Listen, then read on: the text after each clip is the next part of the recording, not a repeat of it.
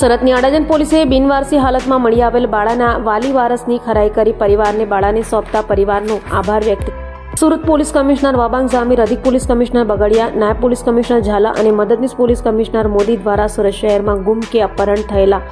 નાના બાળકોને તાત્કાલિક શોધી કાઢવા તથા મળી આવેલ બાળકોના વાલી વારસને શોધી તેઓના પરિવારને સોંપવા આપેલી સૂચનાને લઈ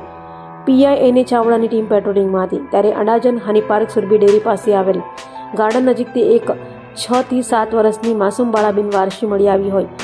જે બોલતી કે સમજતી ન હોય, મંદ બુદ્ધિની હોય, જેના કોઈ વાલી વારસ મળી ન આવતા જાગૃત રાહદારી દ્વારા અડાજણ પોલીસને જાણ કરતા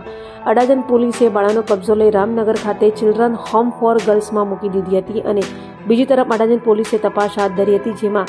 CWPOના સભ્ય ASI રમેશભાઈ તેમજ C ટીમ દ્વારા બાળકીના માતા પિતાને શોધી કાઢવા તપાસ શરૂ કરતા બાળાના માતા પિતા મળી આવતા ખરાઈ કરી બાળાને અડાજણ પોલીસ મથકે જ માતા પિતાને બાળાનો કબજો સોંપતા તેઓએ પોલીસનો આભાર માન્યો હતો।